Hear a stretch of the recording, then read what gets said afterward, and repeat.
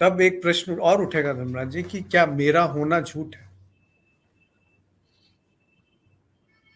Let us explore it.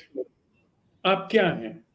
अगर आप सोचते नहीं हैं तो आप क्या नहीं, हैं? ये कह सकते हैं कोई, या तर्क आ सकता है कि मैं सच हूं, इसीलिए मैं झूठ को जान पा रहा हूं, नहीं तो मैं झूठ को भी नहीं जान सकता था। मतलब एक तर्क के रूप में प्रश्न पूछा जाए कि मैं जान रहा हूं कि आभासीय चीज कुछ है, तो मैं तभी जान सकता हूं क्योंकि मैं सच हूं। तो मैं झूठ हूं कहना कहाँ तक उचित है?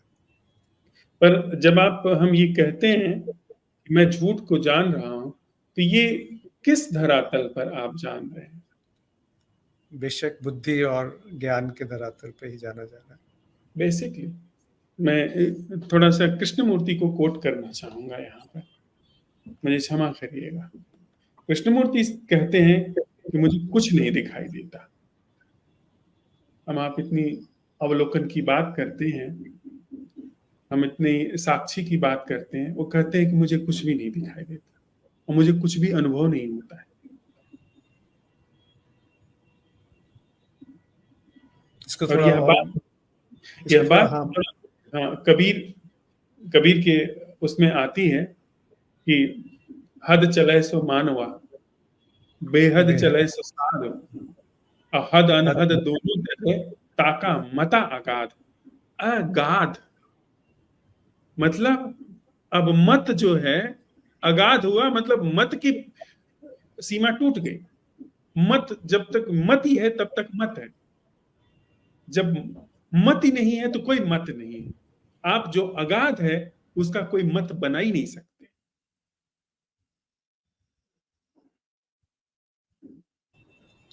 तो कोई भी व्यक्ति जो ये कहता है कि जो झूठ को जान रहा है वो सच है, मतलब क्या है?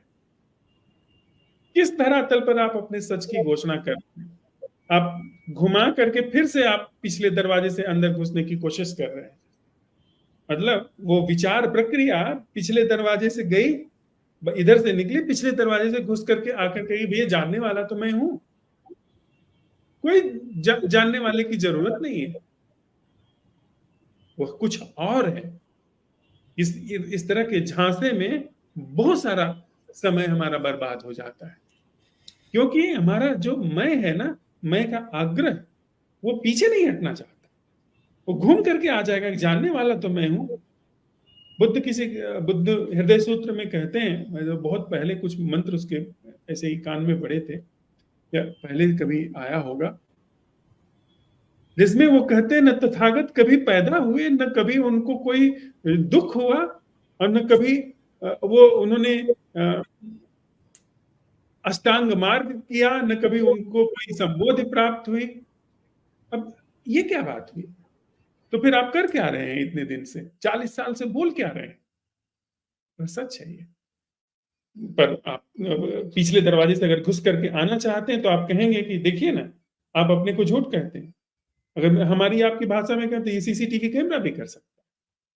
सीसीटीवी कैमरा बहुत अच्छे से रिपोर्टिंग कर सकता है। आप जो चीज नहीं देख पाते हैं वह चीज आप जूम करके बाद में बहुत अच्छी तरीके से देख सकते हैं। तो एक बहुत अच्छी क्वालिटी का जो माइंड है वो चित्त की पूरी संरचना को देख सकता है, और देख करके इस निर्णय पर आ सकता है, इस इंसाइट पर आ सकता है कि मैं सच नहीं हूं। मैं जो अनुभव करता हूं, मैं जो जानता हूं, मैं जो इस पूरी बुद्धि की संरचना को यह देख लेता हूं कि ये पूरी प्रयोगशाला, इस प्रयोगशाला में जो प्रयोग करने वाला है, सारे प्रयोगशाला के इंस्ट्रूमेंट, ये सारे के सारे जो हैं वो सहयोग देने के लिए, वो सच नहीं है। अगर प्रयोगशाला का इंस्ट्रूमेंट झूठ है, आप खुद सोचिए, प्रयोगशाला वो जो पहिया पहिया जो बनाना था आदि मानव को, उस पहिए की जो कार्य योजना आदि मानव के अंदर बनती थी, तो जिसको वो कार्य योजना बनती थी, वह व्यक्ति क्या पहिए बनाने की योजना के साथ ही नहीं पैदा होता था, जो बना रहा था? यद्यपि वैसा नहीं हुआ होगा, बहुत बाद में मैं डेवलप हुआ होगा, पहले तो सिर्फ कार्य योजनाएं बनती रही होंगी चित्त के धरातल पे, अहंकार और ये जाति धर्म राष्ट्र ये बाद में विकसित हुए होंगे। पर आप सोचिए जरा कि अगर कोई मैं डेवलप हो रहा है तो क्या वह मैं बिना कंटेंट के डेवलप हो सकता है कि कुछ नहीं है फिर भी डेवलप हो जाएगा? ये ऐसा थोड़ा धुएं जैसा है ना, ये माइंड में एक धुआं पैदा कर देता है मैं, और वो धुआं हम उस धुएं को छांटना नहीं चाहते। उस इतना पुराना धुआं है, इतना पुराना आग्रह है वो, कि हम उसके पार कुछ देखना नहीं चाहते। तो कोई कहता है कि मैं झूठ है, मतलब वो फिर अनत्ता की बात करता है। अनत्ता भी एक नई अवधारणा होगी, या फिर अत्ता की बात करते हैं, आत्मा की, वो भी एक अवधारणा होगी। मतलब आप सरेंडर क्यों नहीं कर सकते? आप अपनी मिथ्यत्व को देख क्यों नहीं सकते? एक्चुअली बिना थॉट प्रोसेस को यूज किए जो लाइफ है, पूरी की पूरी लाइफ एक्चुअली, जब आप कहते हैं कि ये जो जान रहा है, ये जो जानने वाला है झूठ को, ये तो सच हो गया ना। इसका मतलब पिछले दरवाजे से आपने इस आभासी धरातल में फिर से वो एक महत्व दे दिया, फिर से इसमें प्राण फूंक दिए। हम कह रहे हैं कि इस आभासी धरातल में प्राण मत फूकिए, आप लौट करके मत आइए। ये सीधे सीधे जीवन के धरातल पर हो रहा प्रयोग है कि क्या इस एजेंसी जो कि एक्सपेरिमेंट करने के लिए डेवलप हुई थी, क्या इस पूरी एजेंसी को सीज करके जीवन को उसकी नैसर्गिकता में घटने का अवसर दिया जा सकता है? वहां से फिर हम कभी पहले उसको घटने तो दें, पूरी तरीके से सीज करके, फिर हम आगे बात कर लेंगे कि ये बात सच है या झूठ है। देखिए सर, एक और तरीके से मैं बात को रखना चाहूंगा। एक महत्व शास्त्र देता है कि आत्मा है, और आप आत्मा की आप एक अवधारणा मान करके उसमें बल देने लगते हैं कि यही होना चाहिए, ये होना चाहिए।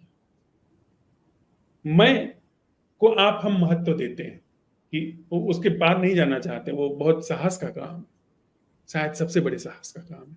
तो हम मैं के जो ढंग को परिमार्जित करना चाहते हैं, माजना चाहते हैं बहुत।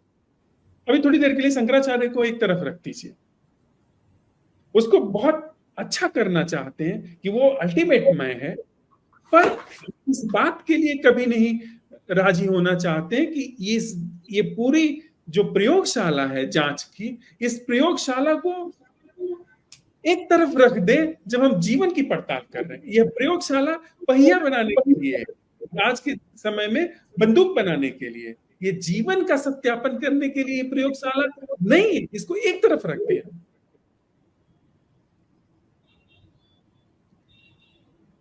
अगर हम ऐसा कर पाए तो फिर जो हम महत्व देते हैं चीज में, वह नहीं होगी, फिर चीज अपना महत्व प्रस्तुत करेगी। आप समझे सर? बुद्धि जब सत्य को निर्धारित करती है, वह झूठ को निर्धारित करके आती है। फिर जब सत्य आत्म प्रकाशित होता है, उसके बाद जो बुद्धि बनती है, जो बुद्धि अवसर पाती है, वह इंटायरली डिफरेंट है। आदि शंकराचार्य के जो कथन है, वो बोध के बाद के कथन है। हम जब कहते हैं कि आत्मा एकमात्र सत्य है, तब हम वह जो उनका कथन है, उस कथन को अपने ऊपर लागू करने की कोशिश करते हैं। और जब भी आप अपने ऊपर लागू करने की कोशिश करेंगे, आप सिर्फ उसी प्रयोगशाला से लागू कर पाएंगे जो कि फेक है। तो वही स्टेटमेंट किसी व्यक्ति के अंदर 100% सही है, वही स्टेटमेंट किसी दूसरे व्यक्ति के अंदर 100% फॉल्स। क्या यहाँ पे हम आप साथ चल रहे हैं सर? जी, भ्रमित कर सकता है वो स्टेटमेंट। अगर आप उसको मैं से जोड़कर देखेंगे तो भ्रम में डाल देगा। पर इसमें एक और चीज उठती है प्रश्न, या कि अगर जानने वाला नहीं है, जैसा अभी पता चला कि जानने वाले का होना आवश्यक नहीं, तो फिर जानना भी झूठ हो गया। जो आपने कहा कि कृष्णमूर्ति जी ने कहा कि मैं कुछ नहीं अनुभव करता, तो इसका तात्पर्य क्या है कि जो मैं है वो झूठ है, इसीलिए मैं कुछ अनुभव नहीं करता, या अनुभव तो होते हैं, ऐसा नहीं है कि उनको अनुभव नहीं हुए होंगे, अनुभव हो रहे हैं, पर वहां कोई व्यक्ति नहीं है जो अनुभव कर रहा है, ऐसा कहने का तात्पर्य है उनका? बिल्कुल सर, बिल्कुल यही बात।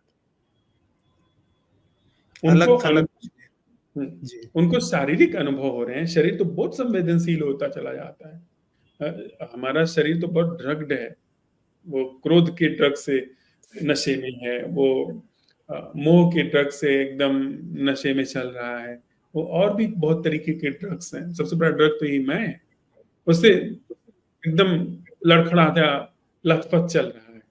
पर अगर यह चीज नहीं है तो बॉडी बड़ी प्योर होती चली जाती है, सेंसेस बड़े प्योर होते चले, उनको सारे अनुभव हो रहे हैं, और उनको कोई ऐसा अनुभव नहीं हो रहा है जैसा तथाकथित साधकों को होता है कि कुंडलनी जग रही। और अगर कुछ ऐसा हो भी रहा है तो उसको वो कहते हैं कि बस शारीरिक अनुभव है, कुछ सापेक्ष अनुभव है। या आप अगर बेहोश नहीं है, शराब नहीं पिए होंगे, तो आप जब भोजन करेंगे तो आपकी स्वादेंद्रियां बहुत अच्छी तरीके से रिपोर्ट करेंगी आपके मस्तिष्क में कि स्वाद अच्छा है इसका, बस उतना ही है बात। लेकिन ऐसा कोई अनुभव नहीं होता है जिसमें कि मैं ब्रह्म हूं, तथाकथित मैं आत्मा हूं, सो कॉल्ड, ऐसा कोई अनुभव नहीं होता।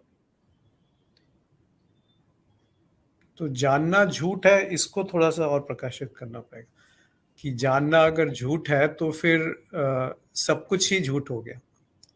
तो फिर बात करना, संवाद करना, सोचना, विचारना, यहाँ तक कोई भी साधना, प्रयास, बुद्धत्व, या कोई गलत काम करना, किसी भी तरीके से आप उसको देखिए, वो आधारहीन हो गया, अर्थहीन हो गया, लक्ष्यहीन हो गया। तो फिर क्या रहा? सत्य तो जाना नहीं जा सकता बुद्धि के द्वारा, जीवन को आप परख नहीं सकते इस सीमित उपकरण से या माध्यम से, जिसको हम शरीर, मन या कुछ भी कह दें। तो फिर रहा क्या? सर, इस चीज को हमने रुमाल नहीं बनाया था, तो इसका कोई स्वरूप नहीं था क्या? था। और वो उस तल पर अगर आप उतर गए, इसके रुमाल स्वरूप को आप नहीं देख रहे हैं, इसके उस तल पर आप उतर गए हैं जहां पर जैसे इसके अंदर माइंड नहीं है, वैसे आपका माइंड इनएक्टिव है।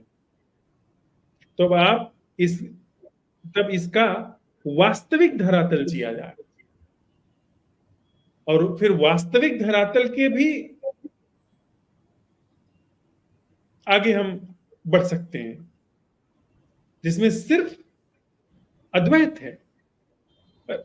जैसे ये सब नाम आते हैं हमारे, हम धारणा बनाने लगते हैं इन सब चीजों की। जब तो अद्वैत तो सिद्ध नहीं कर सकते फिर तो, जैसे आपने अभी जो कहा कि वास्तव के धरातल के परे भी जो है वो शब्दों का ही उपयोग करना पड़ेगा, क्योंकि संवाद कर रहे हैं, अन्यथा शायद शब्द वहां पहुंच नहीं पाएंगे। हाँ, इसलिए बेहतर है कि जहां पर शब्द जो जो चीज कन्वे नहीं की जा सकती उसे ना कहा जाए। इसका मतलब यह नहीं है वह वहां पर कुछ है नहीं।